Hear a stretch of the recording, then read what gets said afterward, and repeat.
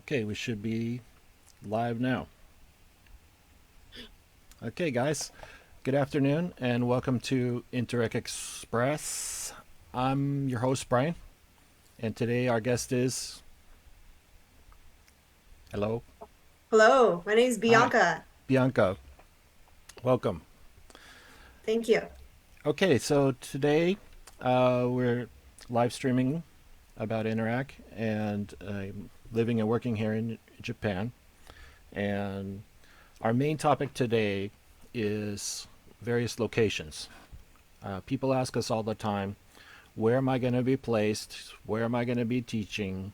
And so on. And so we want to talk about that today. First of all, Interac is in 46 prefectures out of 47. So that's everywhere but Okinawa. So people ask us sometimes, oh, do you have an assignment in Okinawa? Unfortunately, no, not usually. Sometimes we get an assignment where we've had it before in Okinawa, and it was a very remote island, and the teacher had to take a helicopter there, which was kind of an adventure for them. Uh, they lived on the mainland, and they helicoptered out to the school assignment. That's cool, I think. Um, just check in our. Yeah, okay. There's our live live stream on there. Um, when I came here, I was in Miyagi, in northern Japan, in Tohoku, and I was about 70 kilometers north of Sendai.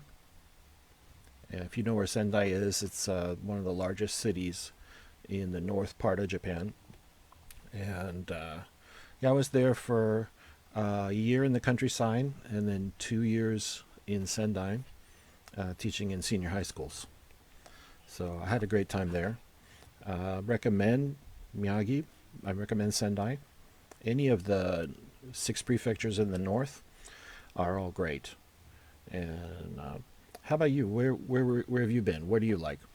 hmm so I came to Japan in 2015 and I was situated in Saitama, in a city called Tokorozawa for 3 years. So it's not a big city, but it's not countryside either.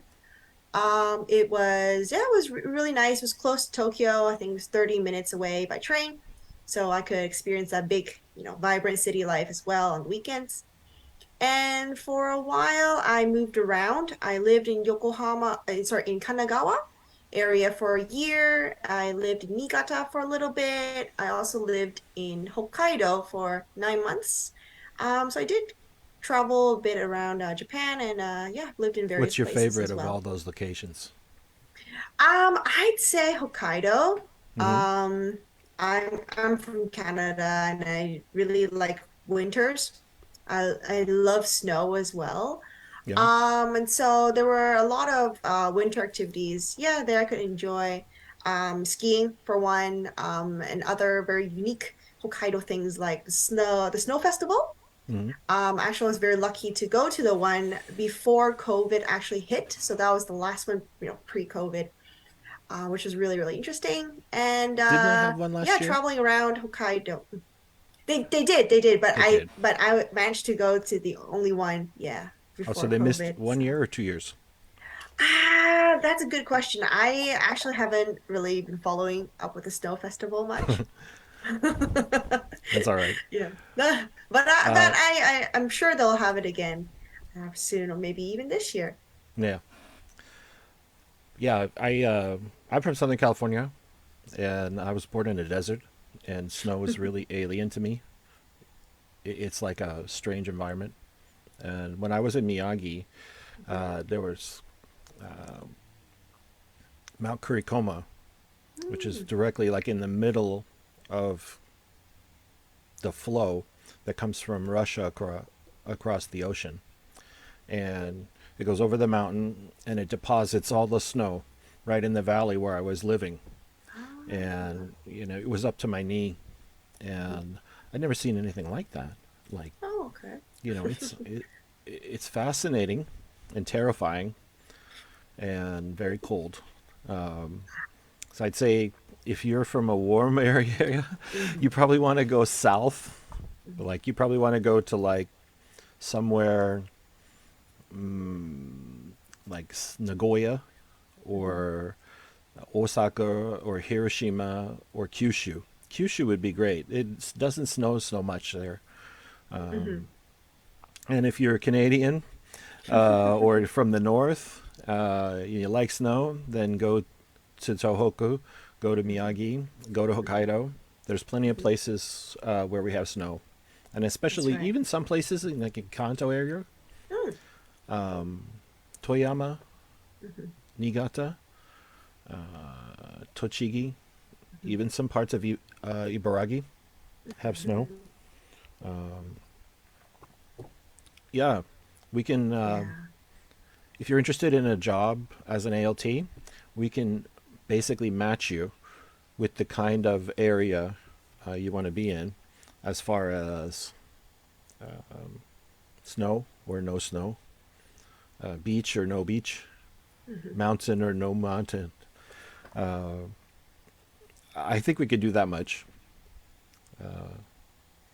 Yeah, I mean, I think that with Japan, since it's such a relatively small country compared to other countries, that it's y- it's very easy to travel around the country, and Mm, even if you live in the big city, let's say, you can easily go to somewhere with more nature. Or if you live in the mountains, you can easily go somewhere where there might be a beach, that kind of thing. So I think Japan is very, very attractive in that aspect. mm. How many prefectures have you been to? Very good question. Last time I counted, I think it was half. Half? That's pretty good. Yeah, half. Yeah, yeah. I'd like to do some weekend trips from time to time. I've been to basically all north, east, south, west, western Japan as well. Hmm. Um, yeah, but I can't really say I've visited each place in very much like in-depth traveling, I guess.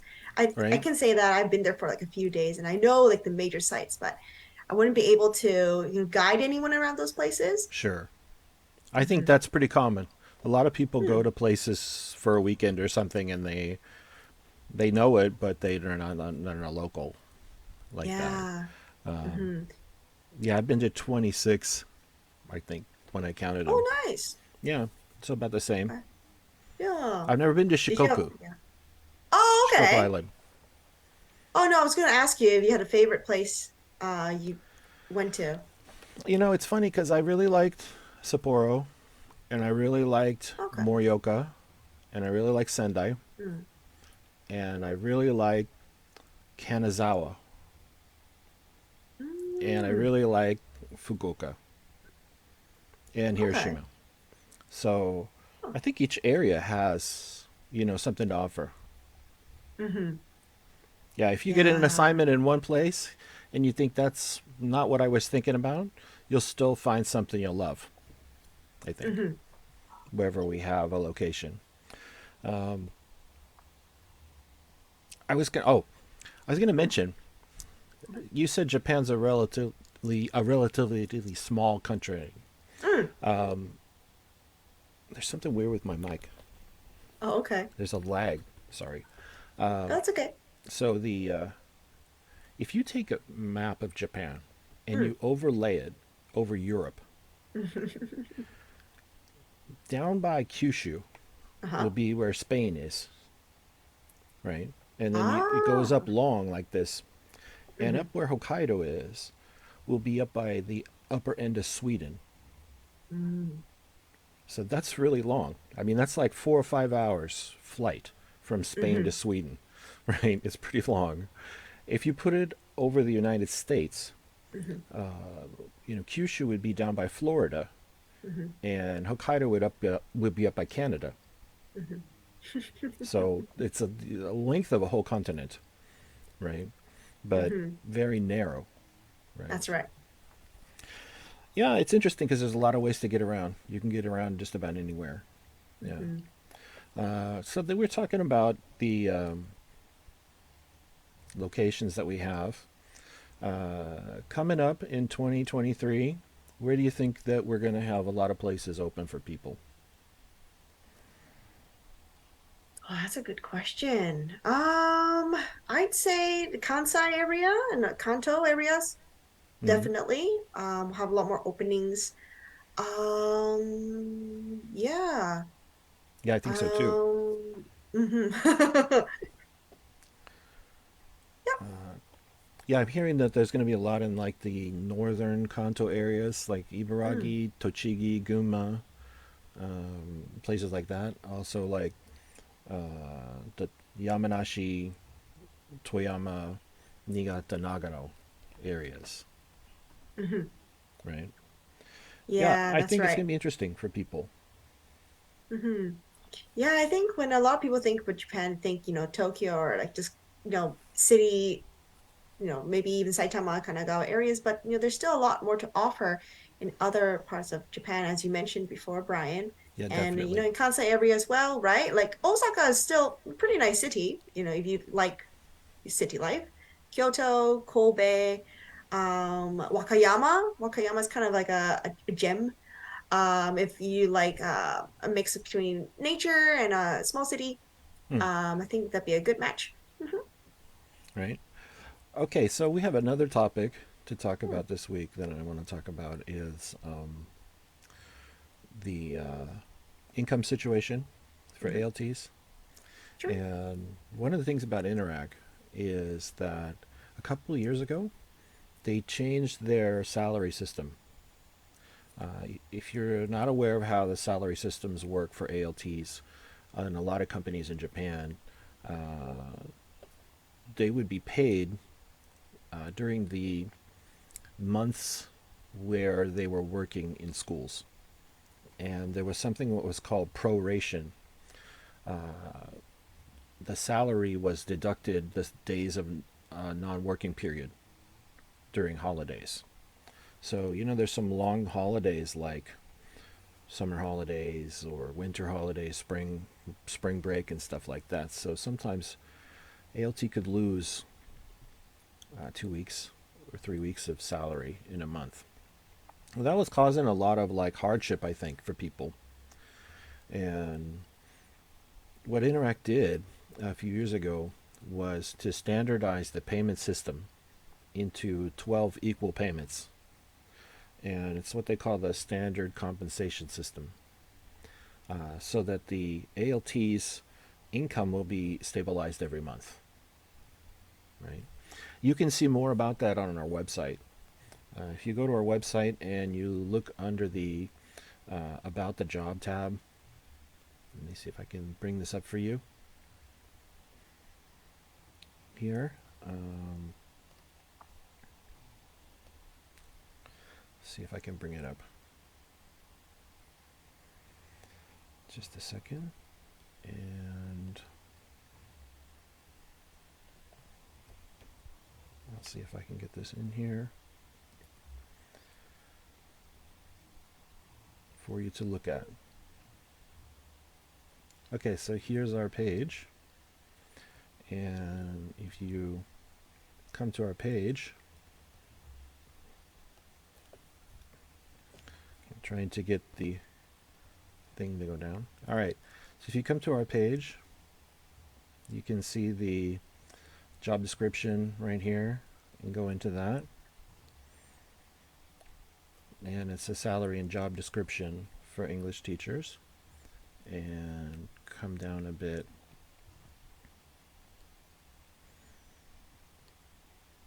Right here. So there's a gross salary of 2.4 to 3.0 million per year and it's paid in equal monthly payments. So you won't be having that proration issue that some companies have. You should be aware of that, and that it's going to take about 6 to 8 weeks before the start of employment. We have more information about this on our site. So if you come to our site at interactnetwork.com, you can see all of that. And If you have any questions, there's a chat at the bottom of the page. And if you put your name and your email in there, you can drop us a message and we'll respond. We'll reply to you, answer your question. Also, you can leave us questions here on the Facebook group, on our social media as well, Twitter, Instagram, LinkedIn, YouTube, anywhere we are. Drop us a question there as well. We'll answer those as quickly as we can. So, guys, that's pretty much it for this episode of Interac Express. I'm Brian with Link Japan Careers. I'm with the recruiting section, and Bianca here is also with us. Bianca, you have any message for people that are looking for a job from now? Yeah, I'd say apply early. Don't wait. Check out the website for more information, and feel free to just reach out to us if you want more information or if you have any concerns. We'd be happy to help you out. Definitely. That's a good point. Yeah, apply early and get in there. The faster we can get your application is the faster that we can get you started. Okay, guys. Well, we'll be back next Friday with a different guest. Bianca will come back around sometime, but we'll have some different guests and different topics. If you have any questions you want to ask, drop us a question here and we'll answer it on the next show. Okay, guys? So thanks a lot, and visit our site, interactnetwork.com, and catch you next time, and have a good weekend. Yep. Take care, everyone. See you.